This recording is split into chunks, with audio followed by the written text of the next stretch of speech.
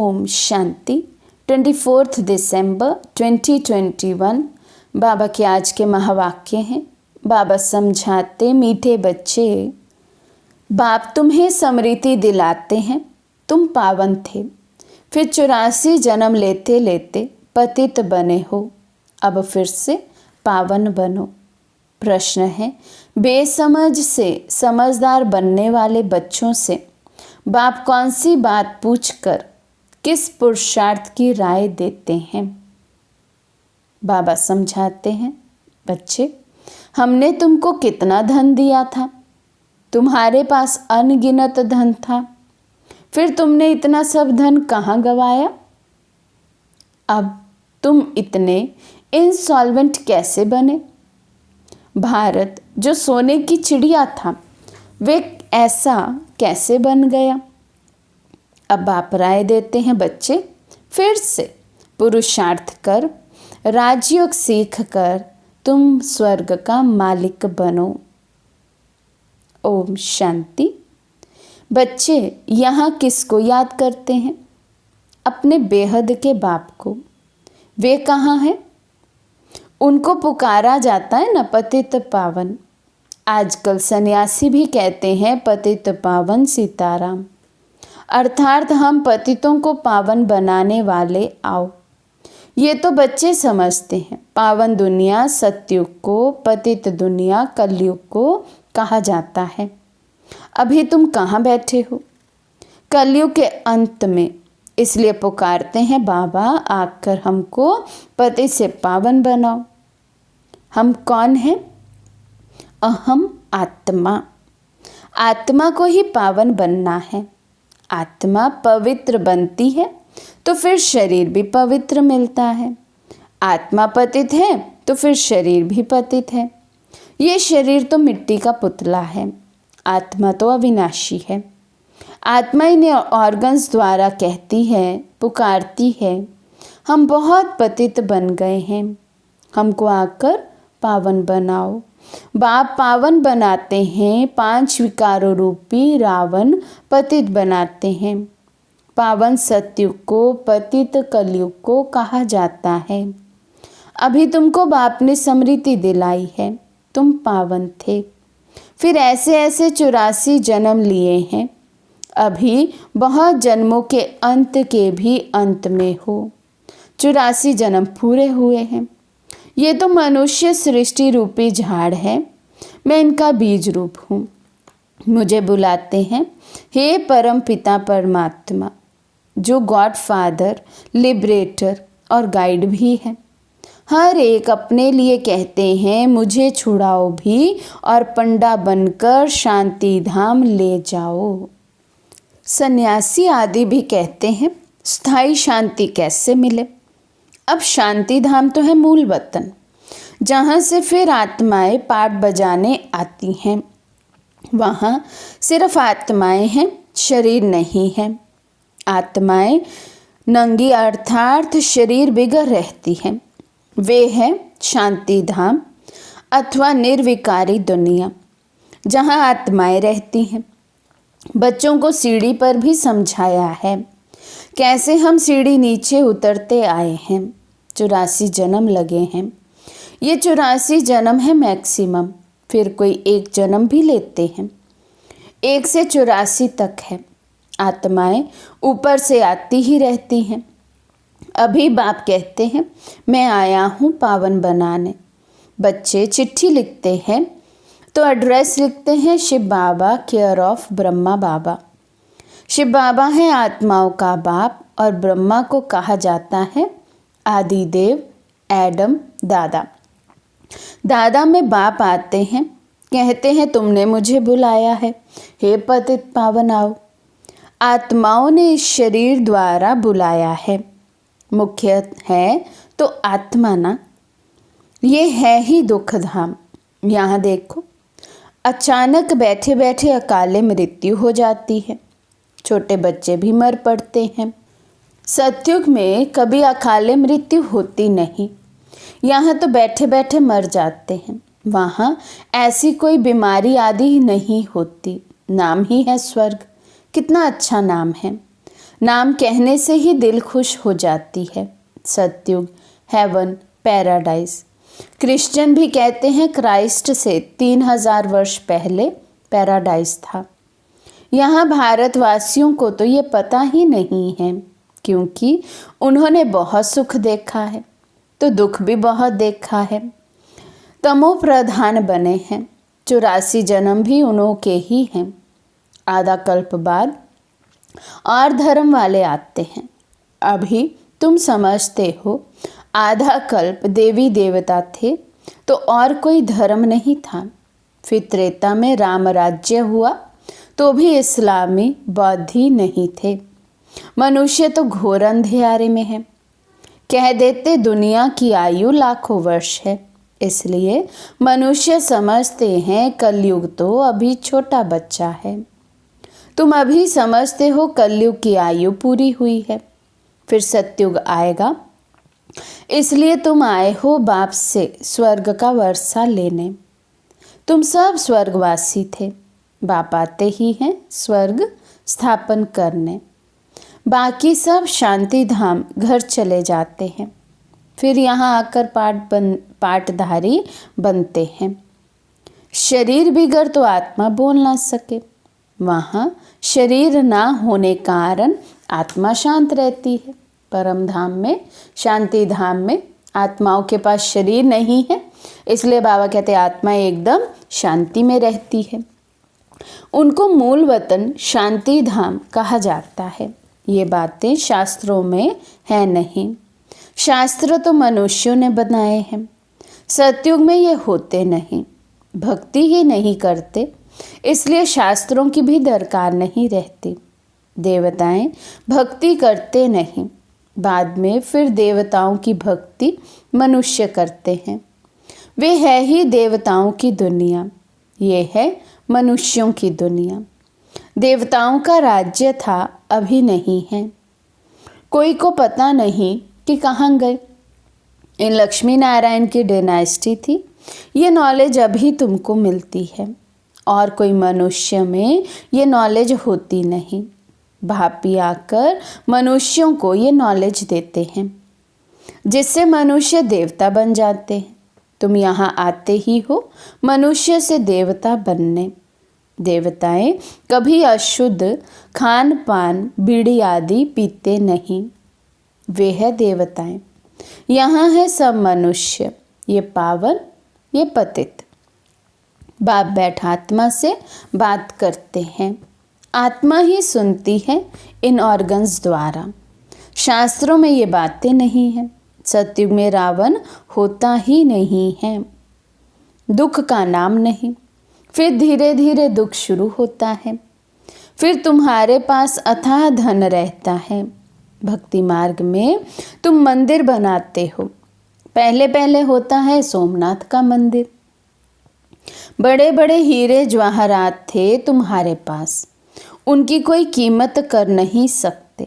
मुख्य है सोमनाथ का मंदिर, परंतु राजाएं तो सब अपना अपना मंदिर बनाते हैं, होंगे ना, क्योंकि उन्हों को पूजा करनी होती है।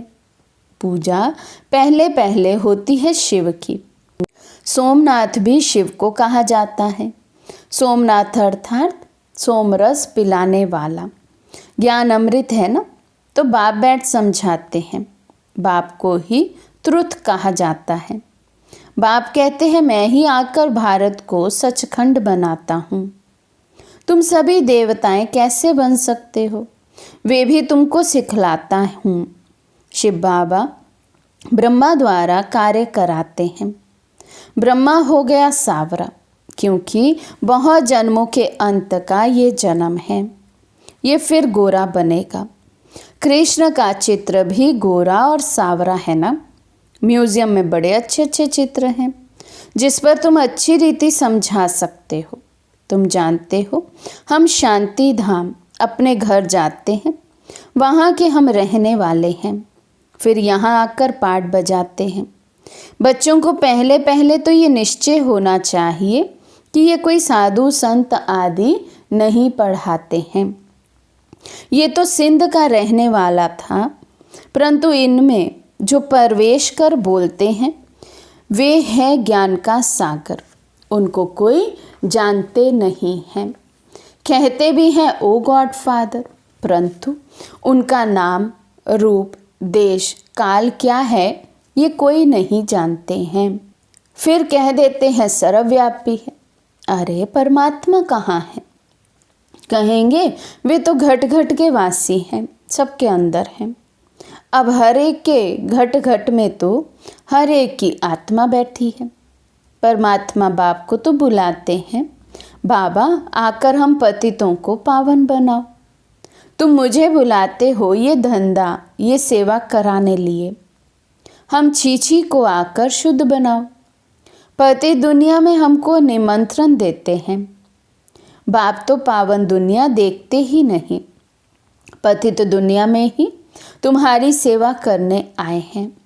अब ये रावण राज्य विनाश हो जाएगा। बाकी तुम जो राजयोग सीखते हो वहाँ जाकर राजाओं का राजा बनते हो। तुमको अनगिनत बार बनाया है।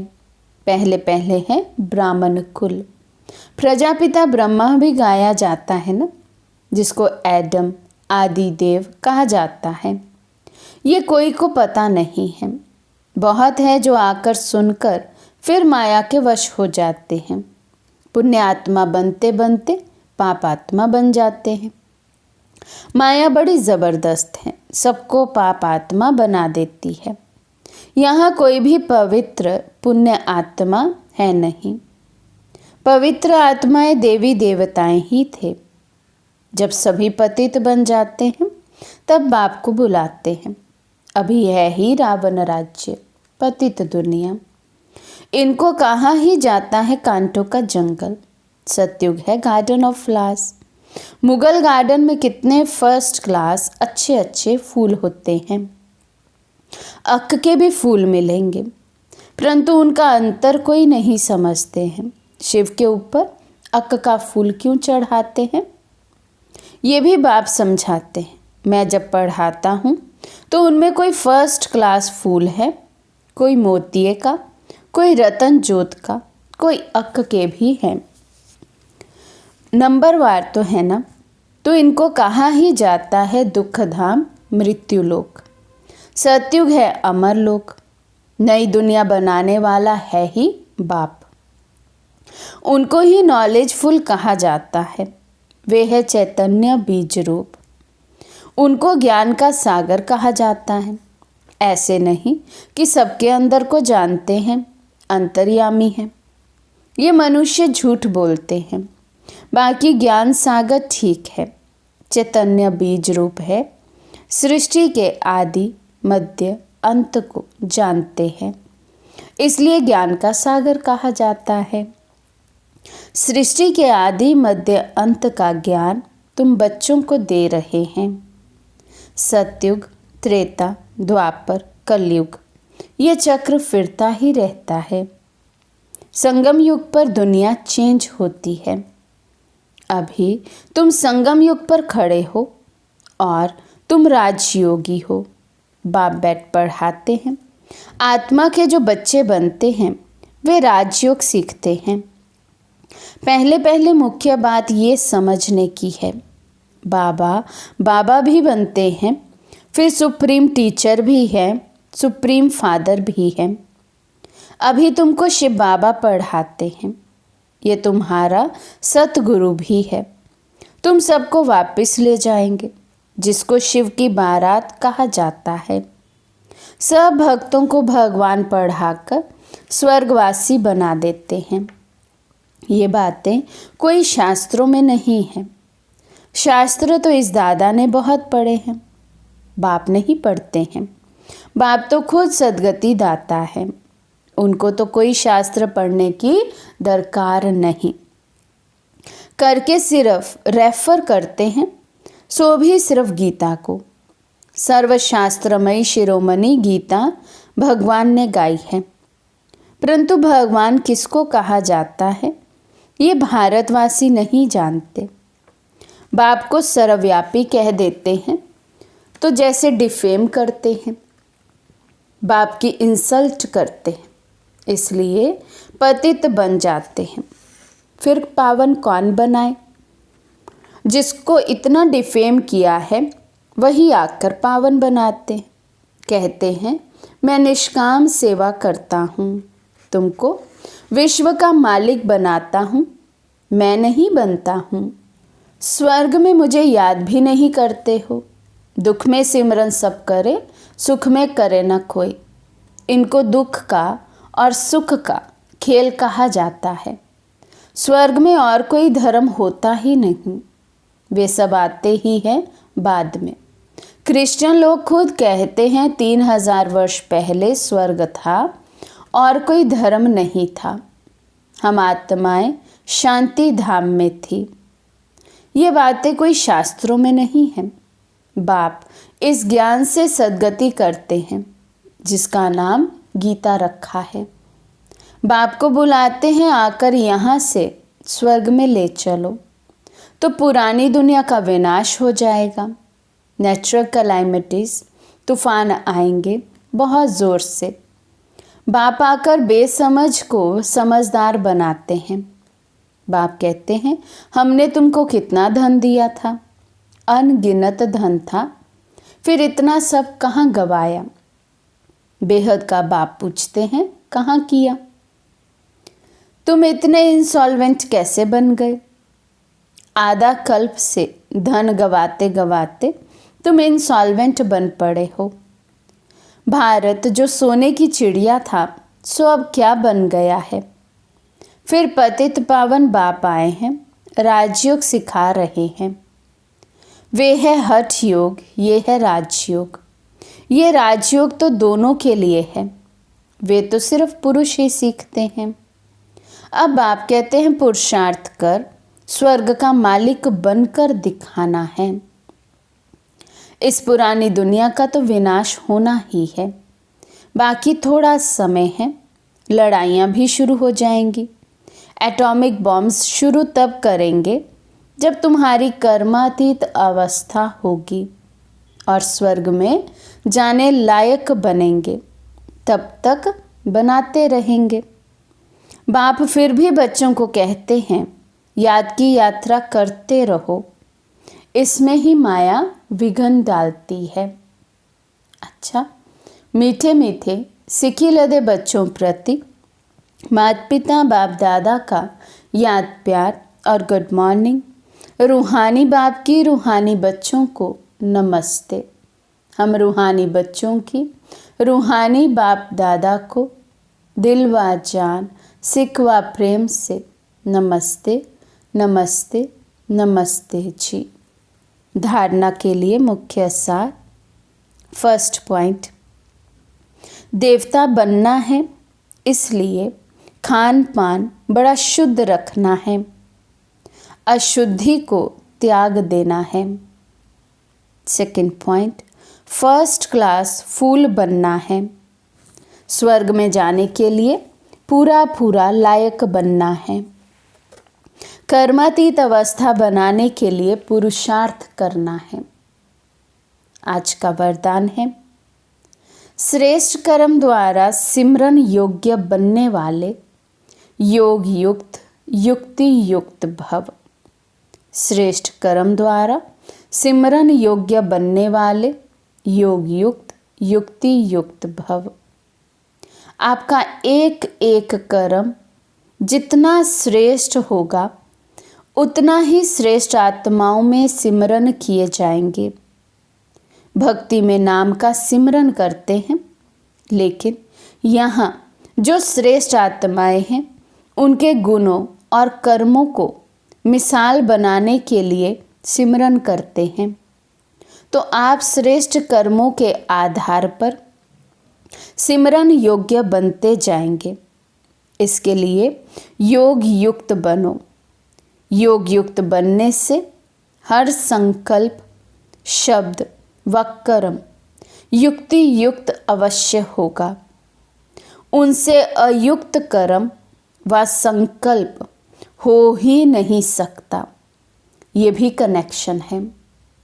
स्लोगन है निमित्त और निर्माण चित्त वही सच्चे सेवाधारी के लक्षण हैं। निमित्त और निर्मांचित, यही सच्चे सेवाधारी के लक्षण हैं। अच्छा, ओम शांति।